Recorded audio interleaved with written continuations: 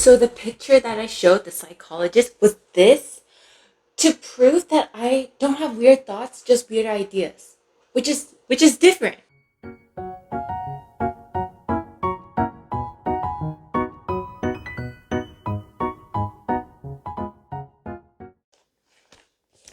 Follow me in my process, in my very technical organization of grapes.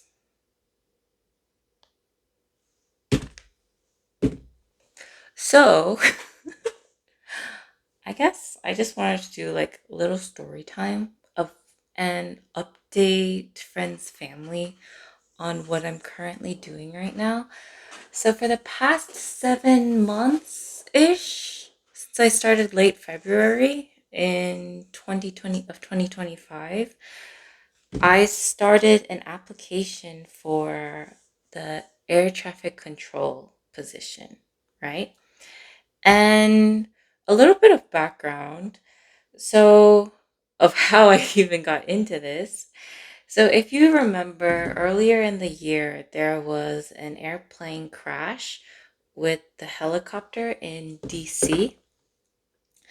My dad and I were talking about the news, and he was telling me, hey, Kaylin, like one of the reasons why this all happened was because they lacked position or lacked people for the positions.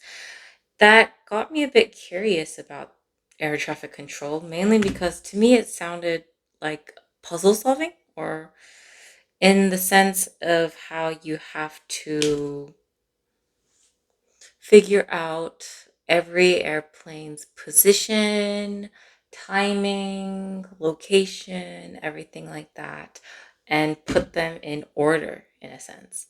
And low key kind of sounded fun. But my dad was like, oh no, it's a stressful job. You surely cannot do it. So obviously, that makes me research it as soon as possible just to prove to the man those aren't right.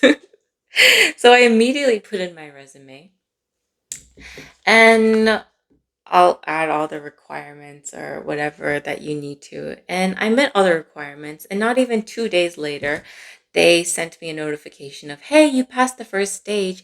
Why don't you schedule your ATSA exam? And the ATSA exam, how do you describe that? It's kind of like a IQ exam where you an IQ exam, but as well as like testing hand-eye coordination and your reflexes. Like dun dun dun dun. I had to be pat down. The next number is 3. You type in 2. Next number is 1, you type in 2. Next number is 5, you type in 4. A big plane and a small plane. Oh, side note, if you're doing this application, keep your day job. On the screen are moving balls like these. You're sitting your back towards a proctor. The whole process, it was kind of crazy. No, need to wait more on those. So after the ATSA, you have to wait like maybe a couple, maybe I think I waited like 2 weeks before I got my exam results. And even then, I was too scared to read it myself. So when I got the notification that the results were out, I forced my friend to read it for me. And I got best qualified. So after the ATSA, you schedule taking the MMPI. And the MMPI is like a personality test.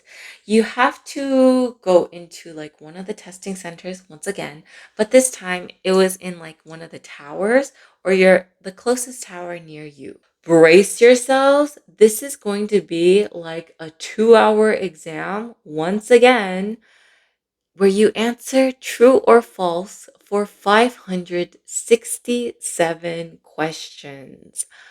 I was dying throughout. I was literally falling asleep while answering these questions, which explains a lot later on. Next, you have to submit your fingerprints. I had to go to like a local courthouse to basically get all the ink on my fingers and I'm so excited because I'm getting more and more right grades. After that, you do security.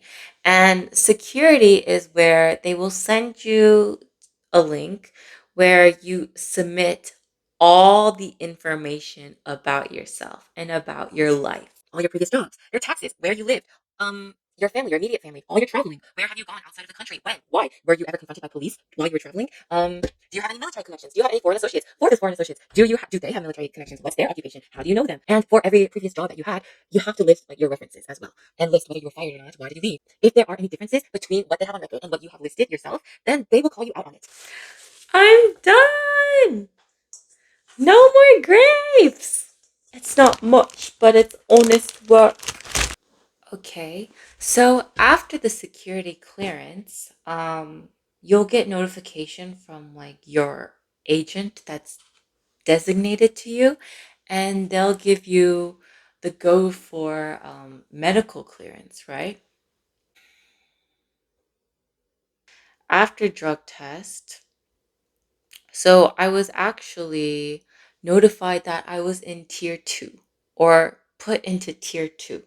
So what that means is that there was something in my personality test, the MMPI, that had red flags. Yay!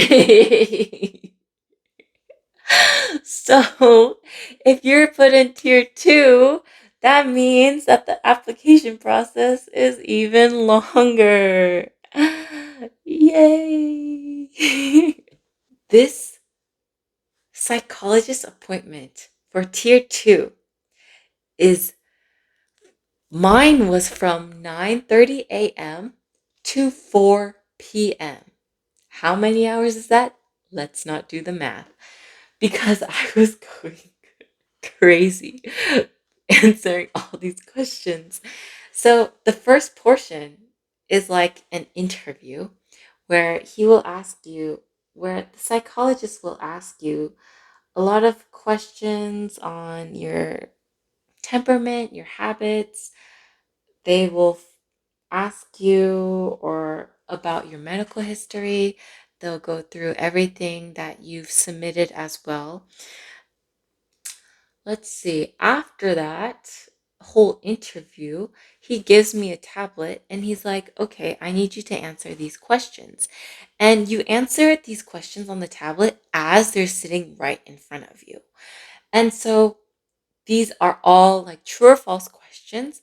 And I answered 344 questions. And I'm like, oh, okay, sir, I'm done.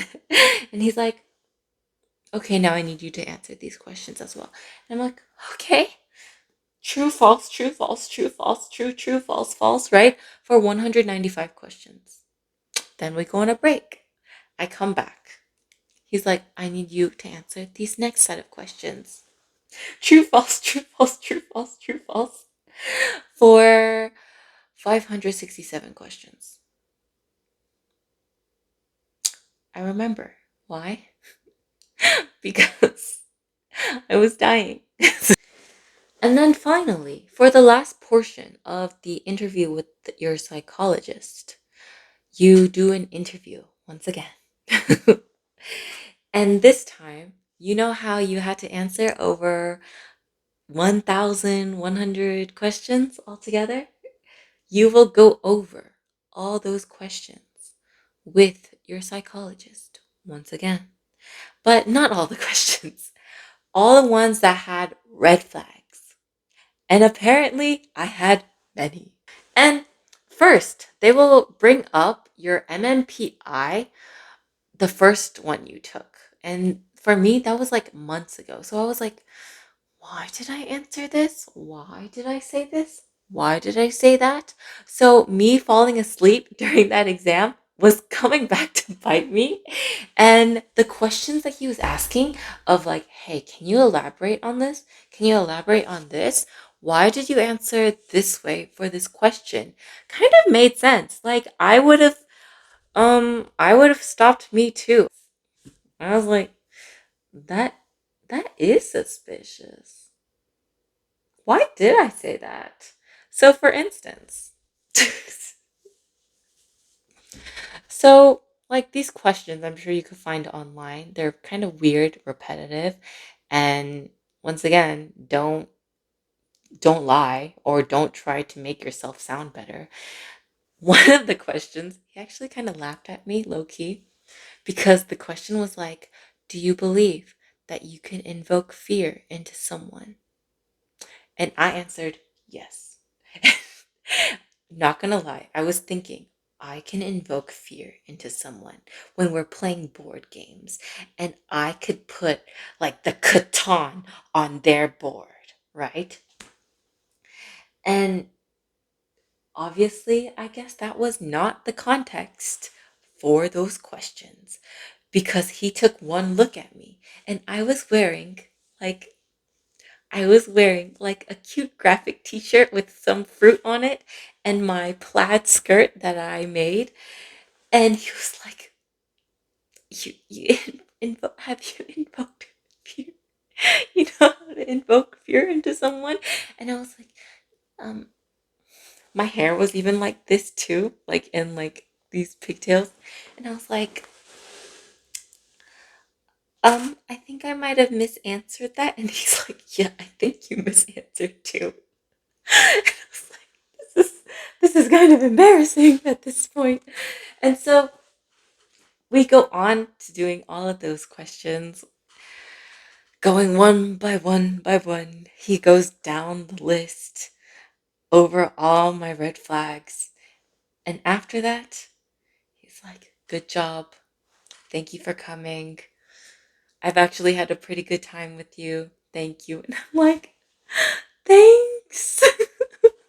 So it is a long process from start to finish. And that's even if you pass everything, right? But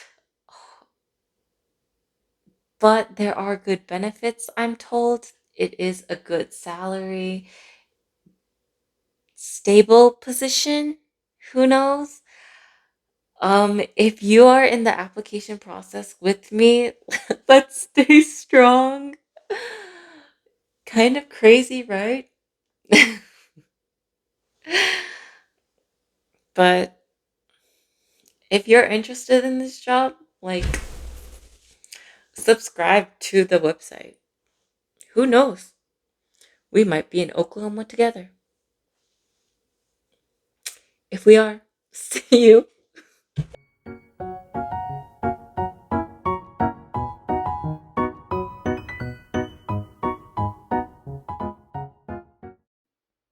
If you knew that I had your life in my hands, would you feel safe?